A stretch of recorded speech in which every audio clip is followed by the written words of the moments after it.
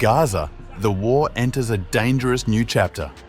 Overnight, Israeli drones struck near a hospital as the military vows to press deeper into Gaza City, what it calls Hamas's last stronghold. But as the army readies mass relocations of over 1 million people, Hamas warns of war crimes, and on Israel's streets, anger is mounting. A conflict at a crossroads, shaping not only Gaza's fate, but the future of the region itself.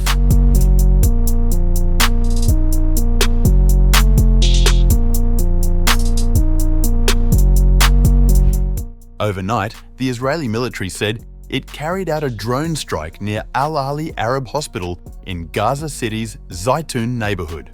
According to the IDF, the strike targeted a Hamas cell it claimed was storing weapons and taking shelter within the hospital compound. The army released aerial footage that it said showed the militants being hit. The operation was coordinated by the 990th Artillery Regiment and carried out with what the IDF called precise munition and aerial surveillance to reduce civilian casualties. Israeli officials have long accused Hamas of using hospitals for military purposes. Critics and human rights groups, however, argue Israel has repeatedly attacked medical facilities without sufficient proof, drawing international condemnation. The strike came just hours after widely shared footage showed an Israeli drone killing a Palestinian girl walking alone through the rubble of destroyed homes. Meanwhile, IDF Chief of Staff Lieutenant General Eyal Zamir visited Gaza on Sunday, confirming that plans are underway for a new phase of the conflict, one focused squarely on Gaza City, which Israel describes as Hamas's final stronghold. Today, we are approving the plan for the next stage of the war. We will maintain the momentum of Operation Gideon's Chariots while focusing on Gaza City. Soon, we will move on to deepen the harm to Hamas until its defeat. The Israeli Security Cabinet had already approved the move earlier this month. The operation is expected to displace more than 1 million residents to southern Gaza. At the same time, Israeli Prime Minister Benjamin Netanyahu addressed Israelis demanding the cessation of hostilities on August 17th and said that stopping the war now would mean the repeat of the horrors of October 7th and have Israel fight an endless war.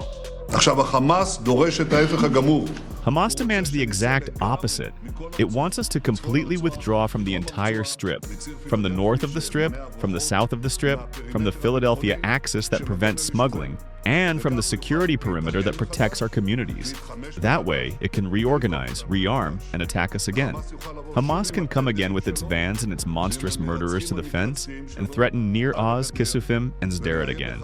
Those who are calling today for an end to the war without Hamas's defeat are not only hardening Hamas's position and delaying the release of our hostages, they are also ensuring that the horrors of October 7th will repeat themselves over and over again, and that our sons and daughters will have to fight over and over again in an endless war.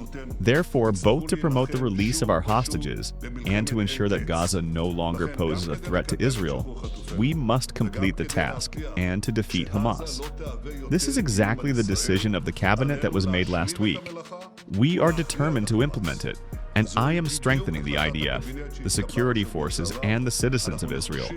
Together, we have achieved great achievements over our enemies on all fronts. Together we fight, and with God's help together, we will complete the victory and end the war. As part of the preparations, Israel announced it would resume the supply of tents and shelter equipment after a 26-week halt.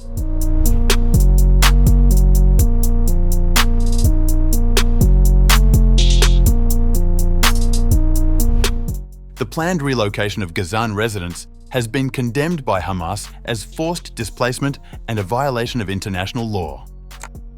The plans to occupy Gaza and displace its population are a major war crime that reflects the occupation's disregard for international and humanitarian laws.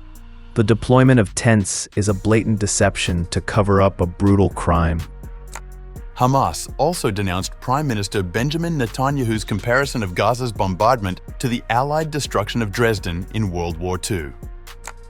Netanyahu's repeated talk about the Dresden attack confirms that we are facing a new and brutal chapter of violations against innocent civilians and infrastructure.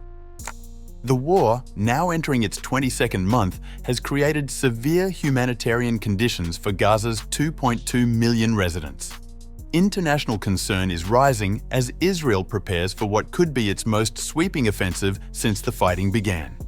Inside Israel, opposition to the war is also mounting.